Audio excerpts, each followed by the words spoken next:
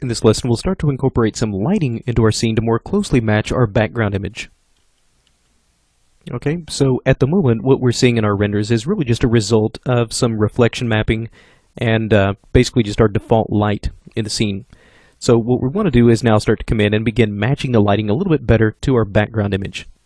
So what I want to do is, just so we can keep our renders moving as quickly as possible, is I'm going to take my particles and actually make those to where they're not visible at the moment.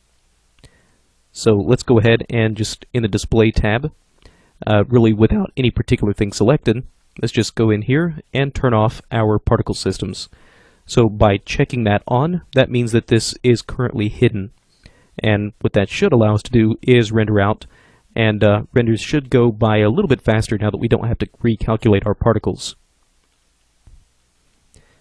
Okay, so I'm going to go in here and press Alt-W to go to my 4-panel view. Now let's come in to the Create menu. Let's go to Lights. We'll create a standard light. And what I want to do is now create basically my sunlight. So if you recall from one of our earlier lessons, normally we would want to use something like the target or the free direct if we want to create some kind of a sunlight. However, when I am creating these this particular sunlight that I want to create in this scene, I want there to actually be some soft ray trace shadows on this. Now, right now with Mental Ray, since I am rendering with Mental Ray, the only two lights that I can use to create any kind of a soft ray trace shadow are going to be the Mental Ray Area Omni and the Area Spot. The Target Direct or the Free Direct does not have the ability to create these soft ray trace shadows. So what I'm going to have to do is basically fake this. So I'll start by using my Mental Ray Area Spot, and what I'll do is take my camera and pull this very, very far away. Alright, so that way I can put my light way, way, way out here. So click and drag. There we are, so that way my light pretty much entirely will encompass this scene. There we are, and let's just take a quick render of this. Alright, so we do have now a little bit of lighting in this scene. Now let's come in here and just kind of try to match this up a little bit better. If we look at kind of this background image and sort of where this light is coming from, it's looks like it's definitely in front of this pod racer, and it looks like the light would be coming from the side a little bit, kind of judging by where some of these different shadows are. So let's take this light and move it off to the side a little bit,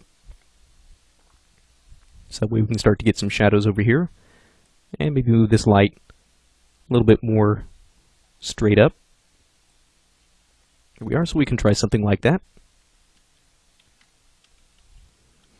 Okay, so you can start to see that we do have some light in this scene, but at the moment you can really see there's no shadows anywhere in here. So it really gets kind of hard to tell exactly where our light's coming from, and to make sure that we do actually have something that works for us. So let's fix that by going again into the Create menu. Let's go to Create Geometry, and let's drop in a plane. So I'll go ahead and, again, making sure I'm very, very far back in this top view, and pull back. And I'll press and hold the Control key on my keyboard while I click and drag out this plane. So by clicking and holding the Control key, I can basically draw out from this center area. Instead of, if I were to not hold on the Control key, you can see it just draws from one corner. So again, press and hold the Control key, draw this out. There we are. And now let's come in. I'll take this plane, grab this, and pull this down below my pod racer. What I might need to do is switch this to a wireframe view so I can actually see this plane. There we are, and this will now essentially act as the ground. Okay, so let's go ahead and re-render this. Alright, and you can see now we do have this ground that does have some shadows on it, but you can see how it's completely disrupted the appearance of any kind of a real background. So it's completely now covering up all of my background objects. So what we can do is actually utilize a couple of shaders in the material editor and actually fix this up. So let's press the M key on our keyboard. Let's go to the material editor. Alright, and over here in our material list, if we scroll down underneath some of the Mental Ray materials, we should have a matte, shadow, and reflection. So let's drop this in. Now what we can essentially do is use this particular material as a way of blocking out certain objects in our scene or certain areas of our scene. So if we were to take this and just move this down, take this matte shadow, just drop this into our scene and basically cover up our plane with that. Now if we double click on this, what we can do is actually replace this with some kind of a camera mapped background. So let's just see what we have at the moment if we were to render this out. And you can see this pretty much just comes out completely black. So what we can do is, again, let's replace this with some kind of a camera mapped background. So let's come in here, double click on my bitmaps, and we had set these up earlier for our environment in one of our earlier lessons. So I'm going to grab this bitmap that was set to a screen mode. Let's go ahead and drop this into our camera mapped background. There we are. And now let's re-render this. Alright, and now if you take a look at this, you can see that pretty much all of this has now been replaced by our background image, except for these areas of the shadows. You can see the shadows still remain intact. So that's exactly what I want to get.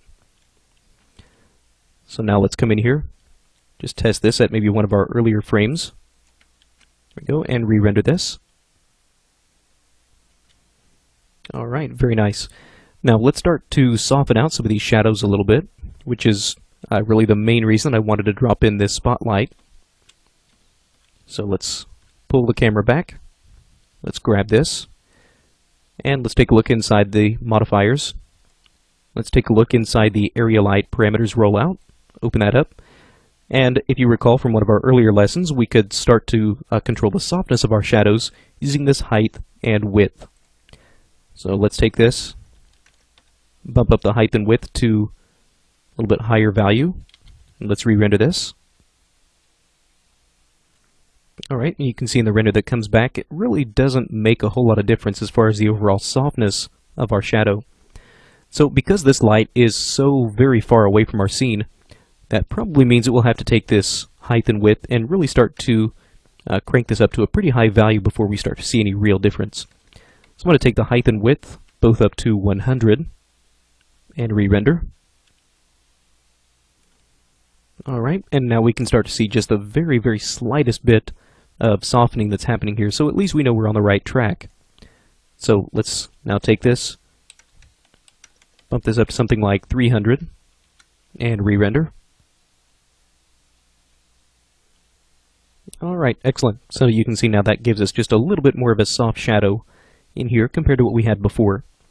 So as I mentioned in one of our earlier lessons, the actual size of your height and width and the actual softness of your shadows that you want to get, that will really start to play a part depending on your particular scene, just what values you want to use, depending on how far away your light is and just how soft you want your shadows to be.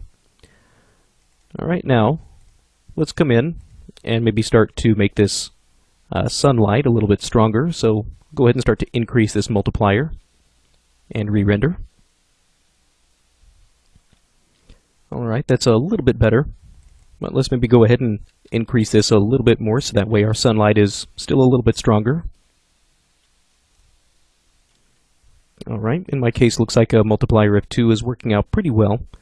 Now if we wanted to come in and maybe make these shadows not quite so dark as what we have now, we can try to do is come in and go to my shadow parameters. Let's open this up, and right now my shadow color is set to completely black, which in my case I probably want that, but what we can also try to do is take my density and begin dropping this down to something less than 1, so that way these shadows are not quite so dark and opaque. Alright, there we are, much better. Now you can see these shadows are now able to match up and kind of blend in a little bit better with the surroundings compared to what we had before.